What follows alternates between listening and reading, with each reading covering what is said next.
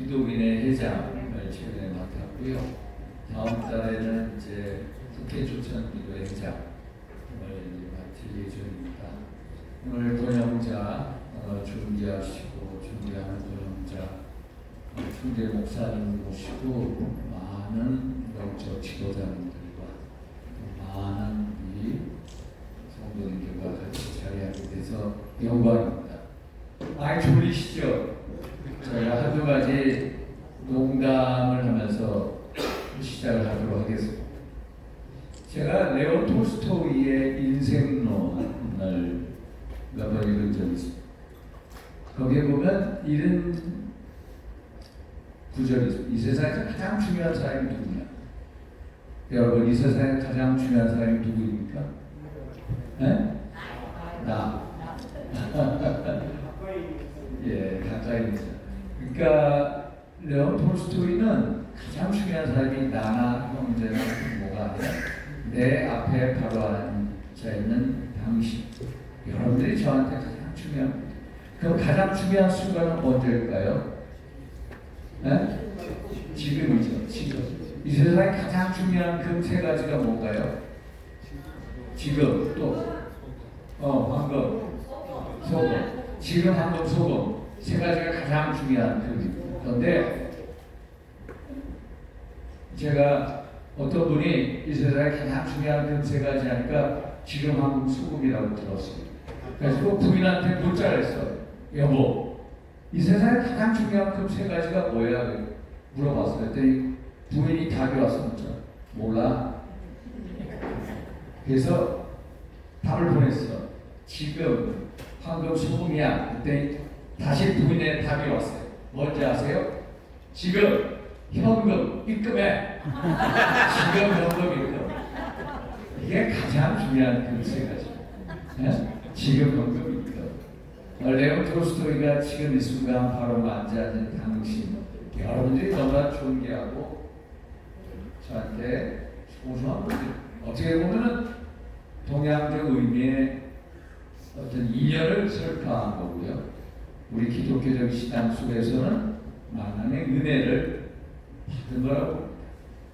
목사님하고 정치인이 연못에 빠졌어요. 누굴 빨리 건져내야 할까요? 목사님? 아니에요. 정치인을 빨리 건져야 돼요. 왜? 연못이 오염될까봐. 연못이 오염될까봐 빨리 정치인부터 끄집어요. 그래서 이게 우리 국회에 있는 정치의 모습입니다. 그 정치의 모습을 배격하고 협파시키려고 저 윤상이 정치하고 있습니다. 왜 국회가 그런 얘기를 듣고 정치인은 왜 나쁜 이미지를 떠오르냐? 오늘 이 자리에서 국회에 와서 이렇게 한기어총 또 기도회를 했습니다만 여러분들이 찾아오셔야 돼요. 정화를 시켜야 돼요. 그래서 싸움하는 국회가 아니라 정말로 기도와 찬양이 넘쳐나는 국회가 돼야 이 정치가 잘 돼요. 맞습니까? 저는 사실 꼭 새벽 기도로 하루 시작하려고 그저께는 3시에 일어나가지고 5시 새벽 기도 같았어요. 성수 한양교회 개척교회 조그만 교회 가가지고 어제는 못 일어났어요. 5시간 일어나는 거예요. 오늘은 또 갔습니다. 오늘 갔습니다. 근데 너무너무 감격하게 감사한 거예요. 저 생명을 주신 것에 대해서 감사하고 또 이 만남의 축복을 준 것도 감사하고 제가 또 국회에서 어떤 거룩한 영광에서 쓰임받는 청첩도가 되고 있다는 것도 감사하고 오늘 이렇게 만난 것도 너무너무 감사합니다. 제가 여러 가지를 부족하지만 하나님과 성경을 가까이 하는 정치인이 되어야 되겠다 이런 생각. 왜? 정치라는 하나님으로부터 통치권을 위임받아서 저기를 행하고 손을 잡고 약을 집어라는 것이다. 그 믿음을 갖고 있습니다. 그래서 진짜 신실한 믿음만이 이 여러 정치에서 살아남을 수 있는 유일한 길이다. 왜?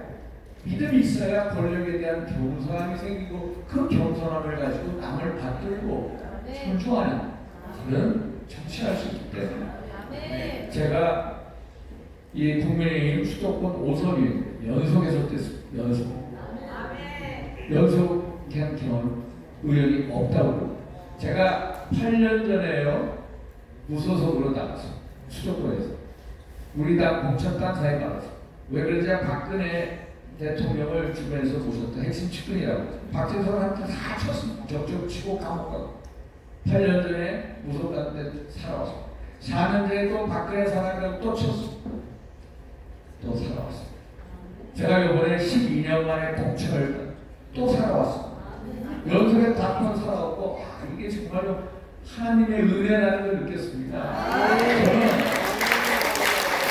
하나님의 부름을 본 적이 없습니다. 하나님을 같이 본 적이 없습니다. 허락한 믿음을 가지고 저를 옆에서 끌어주시고, 내가 남은 게 내가 잘해서 된 게 아니라 보이는 하나님의 은혜 속에서 정말로 나를 철저하게 감아주시고 인도해 주시는 하나님의 은혜를 느끼는 거예요.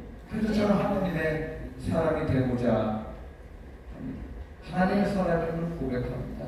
제가 오선이라는 선수를 싸우는 과정은요, 한마디로 믿음의 성숙에 담겼어요. 예전에 믿음이 없었어요. 그런데 무소속 가서 계속 이기고 또 선거법 재판에 가서 계속 이기고 이하는 걸 보면서, 야, 정말로 저한테 엄청난 연단을 주시는구나. 그 연단 속에서 결국 주님을 만난 축복의 통로임을 알았습니다. 그래서 제가 이런 말씀을 드리는 겁니다. 제가 우리나라에서 목사님들한테 정치인이 저는 신앙 믿음을 가르칩니다. 제가 6월 달에는요, 그 시청 앞에 가가지고 20만 성도들 모여서 목사님들하고 뭐 한지 아세요? 거룩한 반파대, 차별금지법 반대하는 국회의 거룩한 반파대예요. 그래가지고 10분 동안 연설을 했어요. 그런데 제가 너무너무, 저도 제 스스로가 감격해하고 또 저하고 같이 하는 분들에게 너무너무 감사함을 느낍니다. 사실 제가 예전에는 이런 믿음의 사자가 아니었습니다. 저는 천주교 영세도 받아봤고 불교도 많이 했습니다. 저는 절간에 가서 진짜 공부도 많이 해보고, 절간에서 그 정열보국 앞에서 새벽 소위 말해서 철야도 해봤고, 또 그 다음에 기독교 배운 지 한 20년 전 됐습니다. 저희 인천에 수기교회를 제가 섬기는데 제 친구랑 바로 옆에 있었습니다. 그래가지고 이용원 이 소천하신 감독님하고의 약속 때문에 제가 거기를 다녔습니다. 다녔는데 성경을 가지고 왔다 갔다 하는데 성경 구절이 자꾸 외워지는 거예요. 그런데 그게 그때는 하나의 종교인이었어요. 믿음이 없는 종교인. 왜? 교회 가면은 지역구에 있는 많은 분들 오고 소개를 해주니까 그래서 교회를 다녔어요. 그런데 계속해서 어려움을 주고, 그것을 또 일으켜 세우시는 분들이 자꾸 목사님하고 장로님하고 성도님이에요. 무슨 가도 살아 개척교회 목사님들이 저희 지방 사무실에 와서 한 100여 분이 기도를, 그 기도대로 꼭꼭 이루어지는 걸 느끼는 거예요. 제가 2014년도에 박근혜 정부 때 힘이 셌습니다. 권력 실세라고 맨날 윤상현이가 다 한다. 윤상현이가 부통령이다. 막 이런 소리를 들었는데, 그때 사무실 총장, 새누리당 사무총장, 그런데요, 어느 날 문창거 장로님을 국무총리로 박근혜 대통령이 임명을 했어요. 그런데 아침에 회의를 들어갔는데 국회의원들이 빨리 사퇴하라고 그래요. 사퇴해라. 문창거 총리 지명자 사퇴하라. 왜 사퇴하라고 하냐 봤더니 그 전날 밤 KBS 9시 뉴스에 문창거기는 친일총리다, 이런 식으로 그 사람을 공격한 거예요. 왜 친일총리냐 했더니 이분이 오늘의 교회 가서 수교 예배 특가에 가서 하신 말씀이 6.25와 일제 식민 지배는 하나님의 뜻이다. 하나님의 뜻이라고 하니까 그걸 가지고 일제 식민 지배가 하나님의 뜻이라고 하니까 그걸 가지고 일제 총리라고 한 거예요. 그런데 많은 우리 국회의원들이 연판장에다 서명을 하는 거예요. 제가 놀랐습니다. 정말 놀랐습니다. 하나님의 뜻이라는 것은 일제 식민 지배 6.25를 통해서 대한민국을 부가 나라로 만들기 위한 하나님의 어떤 그 플랜이 있다. 소위 말해서 엽기적 성경관에 의한 그 뜻이 있다는 건데, 그것을 일제 식민 총리로 만들어 버리고 그거에 대해서 소명하는 우리 국회의원들 봤는데 제가 삼총명한데 국회의원들의 그 종교를 다 봤어요. 천주교도 있고 기독교도 있어요. 깜짝 놀라요. 야, 저는요 그 얘기를 들으면 하나님의 뜻이라는 게 이런 식으로 부강한 나라를 만들기 위해서 연단을 쌓아가는 거구나 하고 쉽게 알아듣는데 이것조차도 못 알아듣는 국회의원들이 우리 당에 10년대에 많다는 사실 보고 너무너무 놀랐어요. 너무 놀랐어요. 그래가지고 제가 1시간 동안 그 특강을 총장실에 다 본 다음에 그 다음날 아침에요 들기 전에 국회의원들한테 전화했어요. 이게 무슨 뜻인지 모르냐? 잘 몰라. 그러니까 예전에 저같이 그냥 교회만 왔다 갔다 하는 소위 말해서 종교인이었던 거예요. 그 믿음이 없는 거예요. 그게 무슨 뜻인지 몰라. 그래가지고 그 다음날 저희가 이런 큰 데서 그 온누리교 교회 문창극 장로의 특강을 틀었더니요. 야, 막 박수를 치는 게 국회의원들이 박수를 쳐. 어떻게 저렇게 말씀 잘하시고 훌륭한 걸 줬죠. 그래가지고 그거를 우리가 이 연판장 돌려간 걸 받은 적이 있습니다. 그게 우리 국회의원 주소.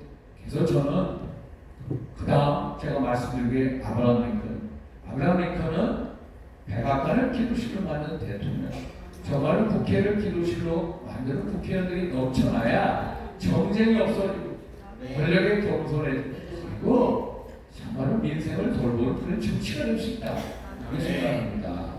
제가 링컨을 말씀드리겠습니다. 링컨이라는 분은요 정말 기도하는 대통령이었어요. 링컨이 나의 11살, 12살 때 어머니 낸시 여사가 돌아가셨어요. 어머니 낸시 여사가 유언의 내용이 뭐냐? 에이브야, 아브라함을 에이브라고 링컨의 애칭이 에이브야, 내가 너한테 어떤 재산 땅 한 평도 못 준다. 미안하다. 그러나 내가 너한테 줄 수 있는 것은 딱 하나, 성경이다. 너 이 성경을 읽고 성경의 가르침대로 세워. 그 11살 된 아들한테 그 성경을 건네주는 어머니, 유언을 내는 그 어머니.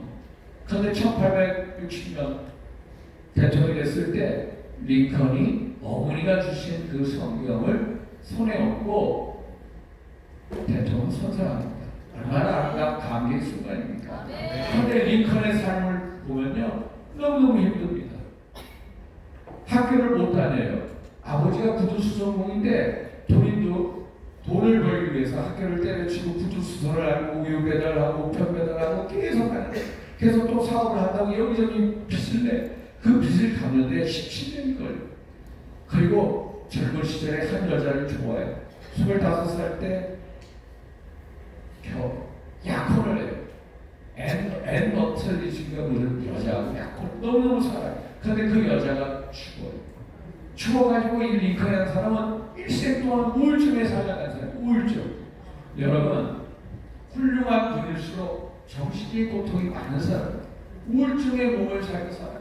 우리가 잘 알고 있는 윈스턴 처칠도요, 일생 동안 우울증에 살았어요. 우울증. 그래서 그것을 검은개라고 블랙 닥 이즈 카밍 하면 우울증이 온다라고. 정말로 링컨이라는 사람은 우울증을 일생 동안 우울증에서 안 그렇겠습니까? 어머니 일찍 돌아가시지, 자격, 또 새로운 약혼했던 사람은 죽지. 그 다음에 돌아온 여자는 정말 아주 독한 여자가 왔어. 링컨하고 같이 장을 보러 가면요, 막 싸워요. 상점 주인하고 싸워, 부인이. 타드라는 여자, 메어리 타드. 그러면 링컨이 상점 주인한테 얘기를 해요. 제발 참아주십시오. 저는 10년을 참 살고 있습니다. 대통령이 된 다음에 너무 사치가 심한 거야. 사치 심해가지고 학원에서 영부인 규탄 결의하는데 영부인이면 제발 국가 예산 낭비하지 마. 이런 부인하고 살아. 항상 그런 우울증 속에 살았어요. 그런데 미국에 가면요, 가장 위대한 대통령은 너도 나도 1번은 링컨.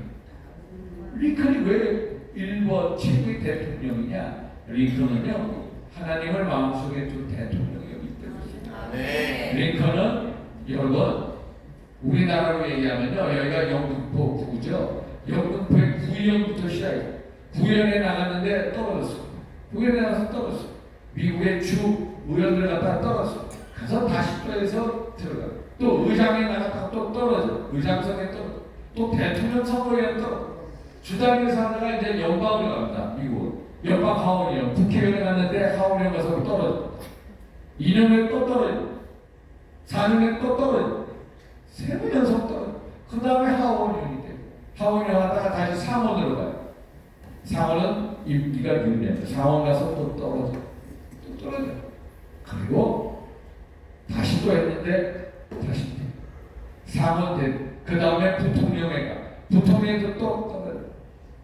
그런데 대통령은 마지막에 1860년 대통령 당선. 또 4년 후에 재선이 돼. 대통령 2번 연속이 돼. 그런데 한번 보십시오. 추후에 부의원부터 해가지고 떨어지고 일생 동안 이 링컨이 실패한 게 무려 27번. 큰 실패를 27번을 딛고 자기가 가장 사랑했던 어머니를 잃고 또 약혼자를 잃고 우울증에 살면서 이 사람이 어떻게 훌륭한 지도자가 될 수 있겠습니까? 어머니의 유언 성경이었어. 성경의 가르침대로 살았기 때문에. 왜 우리가 위대한 대통령 하면요, 이 사람이요 놀림을 많이 받습니다. 이 사람이 여기 구렛나루를 기른다. 왜 구렛나루를 기르냐면요, 링컨이 흉물스럽게 생겼다고 어느 중학교 학생이 편지했습니다. 링컨 아저씨 인상을 좀 고치는 게 좋겠습니다. 구렛나루를 기르시죠. 구렛나루를 기르게 됩니다. 그런데 링컨은 계속해서 약을 올린 사람이 있어요. 누구냐? 윌리엄 스탠턴이라고 변호사예요. 변호사가 있는데, 야, 고릴라를 보기 위해서 생각하지 마라. 일리노이주 스프링필드에 가면은 링컨이라는 변호사가 있는데 그게 바로 고릴라. 이렇게 링컨이 1860년 대통령이 됐을 때 스탠턴 변호사가 뭐라고 하는지 아세요? 국가적인 최악이라. 그런데 링컨은요, 그 사람을 자기 최대 정적으로 얻으려고 국방부 장관에 딱 임명을 하는 거예요. 상상을 못하죠. 상상. 그리고 자기랑 공화당 대통령 후보 경선에 싸우던 윌리엄 슈와드를 자기 또 국무장관, 자기의 정적들을요 전부 다 자기 내각에 심은. 어떻게 사람이 그런 생각할 수가 있겠습니까? 나하고 가장 격렬하게 싸웠던 사람을 내 내각에 불러들일 수 있겠습니까? 예를 들어서 불가능하죠. 윤석열 대통령이 이재명을 내각에다 앉히는 분 가능하겠습니까? 그런데 링컨은 자기 최대 정도들을 전부 다 내각에 갖추고 주변 세계가 각하, 우리를 가장 많이 공격했던 사람들입니다. 각하. 그들이 뭐라는지 아세요? 같이 갑시다. 저는 그 미움을 다 잊었습니다. 어떻게 미움을 잊었겠습니까? 그 사람은 하나님의 성령이 살아있기 때문에 한쪽 뺨을 맞으면 한쪽 뺨을 더 주하는 그런 성경적인 가르침 속에 살았기 때문에 그런 리더십이다. 그런 리더십을 가진 대통령이기 때문에 남과 북이 전쟁을 하고 노예가지고 갈등하더라도 결국 하나가 되는 그런 통일한 그런 지도자였기 때문에 링컨에 대해서 여러분 미국 국민이 박수를 치고 그래서 결론을 내겠습니다. 권력과 신앙, 진짜 권력은 하나님으로부터 온 것입니다. 하나님의 은혜 속에서부터 온 것입니다. 제가 국회의원은 5선을 하고 있습니다. 5선을 하고 있습니다만 우리 제하고 같이 난 시의원, 부의원들이 있습니다. 오래 정치를 하면 할수록 하나 공통된 현상이 뭔지 아십니까? 권력의 교만해져. 권력은 속성이 교만이에요. 내가 만약에 대통령이 얼마나 교만해지겠습니까? 내 뜻대로 오는 사람들이 고개를 90도로 숙이고 각하 이거 해주십시오 이러면 힘을 실감하겠죠.